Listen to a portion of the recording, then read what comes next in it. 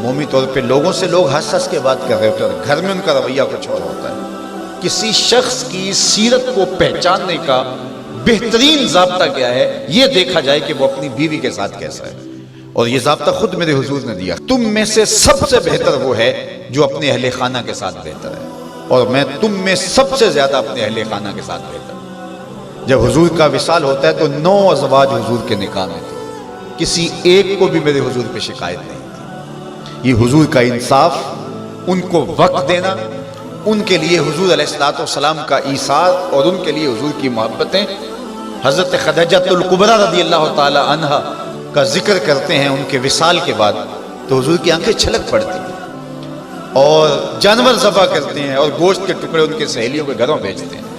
حضرت عائشہ رضی اللہ تعالیٰ عنہ فرماتی ہیں میرا ان سے جو رشتہ تھا تو مجھ سے نہ رہا گیا، میں نے ایک دن کہہ دیا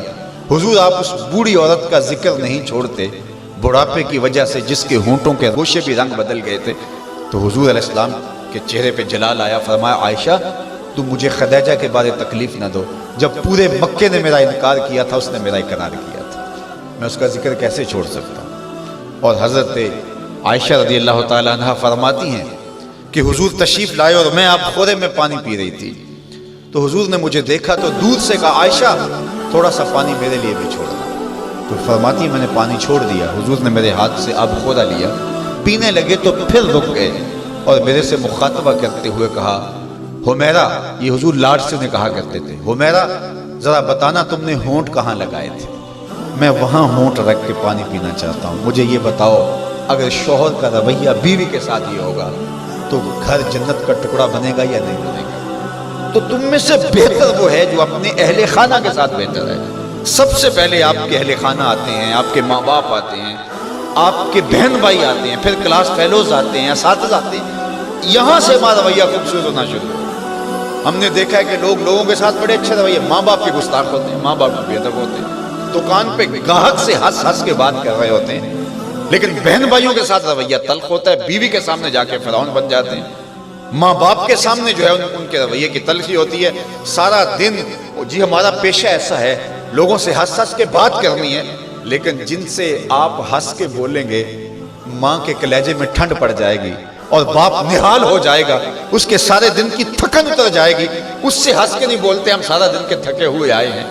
سارا دن کس کس سے ہنس ہنس کے بولتے رہے ہو، یہ تمہارا اخلاق نہیں تھا، یہ تمہاری بناوٹ تھی، یہ تمہارا تصنع تھا۔ جو اخلاق ہے وہ حقیقت میں اس کا روپ نظر آتا ہے اپنے ماں باپ کے ساتھ، اپنی بیوی کے ساتھ، اپنے بچوں کے ساتھ، اپنے کلاس فیلوز کے ساتھ، اپنے دوستوں کے ساتھ، اپنے اساتذہ کے ساتھ۔ اگر تمہارا رویہ ٹھیک ہو گیا تو پھر تمہارا دوسرے لوگوں کے ساتھ رویہ بھی ٹھیک ہے، لیکن اگر ان کے ساتھ رویہ ٹھیک نہیں، دوسروں کے ساتھ رویہ آپ کا اچھا ہے تو پھر وہ آپ مکر کر رہے ہیں، آپ یہ بھی کوئی کاروبار کر رہے ہیں، یہ آپ کے اخلاق کا عکس نہیں ہے، یہ آپ کی ضرورت کا رنگ ہے جو لوگوں کو نظر آ رہا ہے، یہ آپ کا کاروباری انداز ہے، آپ کی مسکراہٹ آپ کا کاروبار ہے، آپ کے اخلاق کا عکس نہیں ہے۔ اگر اخلاق کا عکس ہوتا تو ماں کو بھی ہنس کے ملتے۔ میں وہ جو لفظ آپ کو کہے کہ حضور کمزوروں کا بوجھ اٹھایا کرتے تھے، تو آج بیٹی اگر ماں کا بوجھ نہیں اٹھاتی، بیٹا باپ کا بوجھ نہیں اٹھاتا، تو اس نے کسی اور کمزور کا بوجھ کیسے اٹھانا ہے؟ ماں گھر میں تھکی ہے سارے دن سے اور بیٹی جو ہے وہ آئی ہے اور وہ بھی ماں سے مطالبہ کرتی ہے کہ میری ضرورت میرے بستر پہ، میرے ٹیبل پہ پوری کرو، اور تھکی ماندی سارے دن کی ماں کی وہ مدد کرنے کے لیے تیار نہیں ہے، تو جو سکی ماں کی مدد نہیں کرے گی اور جو بیٹا سکے باپ کی مدد نہیں کرے گا تو وہ کسی کی مدد نہیں کر سکتا۔ آغاز یہاں سے ہوتا ہے، یہاں سیرت کا حقیقی رنگ نکلتا ہے جس سے ہماری طبیعتوں کے اندر وہ چیز عملاً راسخ ہوتی ہے۔ اس لیے میں اور آپ حضور کی سیرت کو